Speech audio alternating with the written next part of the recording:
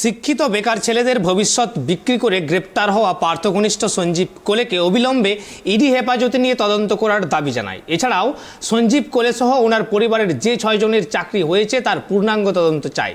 পশ্চিমবঙ্গ তৃণমূল কোষাধ্যক্ষের বিরুদ্ধে বৃহস্পতিবার তার বাড়ির অদূরেই পড়ল পোস্টার। চাকরি দুর্নীতির অভিযোগে সঞ্জীব কোলের বিরুদ্ধে পড়ল পোস্টার, যা ঘিরে ইতিমধ্যেই জেলা জুড়ে পড়ে গিয়েছে শোরগোল। পোস্টারে দেখা যাচ্ছে একদিকে পার্থ চট্টোপাধ্যায়ের ছবি, অপরদিকে তৃণমূলের প্রাথমিক শিক্ষক সংগঠনের নেতা সঞ্জীব কোলের ছবির নিচে লেখা রয়েছে গ্রেপ্তার চাই। জানা যায় পশ্চিম মেদিনীপুর জেলার চন্দ্রকোনার ক্ষীরা গ্রামের বাসিন্দা এই সঞ্জীব কোলে। সঞ্জীব কোলেকে নিয়ে পোস্টার পড়েছে, সকালে আমরা দেখলাম, আমি বাড়ি থেকে বেরোবার পরে দেখলাম যে সঞ্জীব কোলের পোস্টার পড়েছে। তো সঞ্জীব কোলেকেও বিভিন্ন টিভির পর্দাতে আমরা দেখেছি, উনি পার্থঘনিষ্ঠ বলে পোস্টার পড়েছে। তো আমাদের একটা দাবি থাকবে যে ইমিডিয়েট সঞ্জীব কোলেকে ইডি হেফাজতে নিয়ে ওনাকে তদন্ত করা হোক। যেভাবে সমস্ত বেকার যুবকদেরকে নিয়ে ছিনিমিনি খেলেছে বা ওনার পরিবারের আত্মীয় স্বজনকে যে চাকরি দিয়েছে, কাকিমা, বউ, স্ত্রী, জেঠিমা সকলকে নিয়ে, তো আমার মনে হয় যে এটার ইডির হেফাজতে নিয়ে এনাকে তদন্ত করা হোক।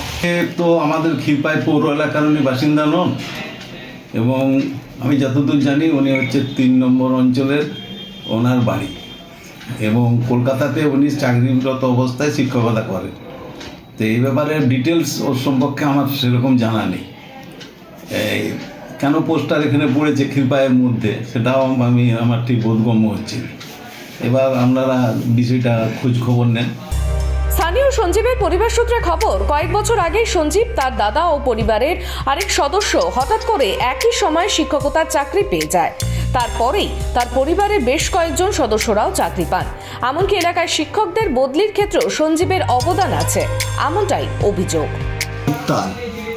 তাহলে শুধু চুরি চুরি চুরি, চাকরি চুরি, কয়লা চুরি, গাছ চুরি, পাথর চুরি, সব চুরি।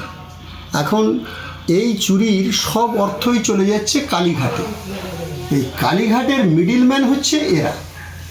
তো এরা অন্যদের কাছে যেভাবে তার অর্থ নিয়ে ওই চাকরি দেওয়ার কাজটা করেছে, নিজের পরিবারকেও তার থেকে বাদ রাখেন।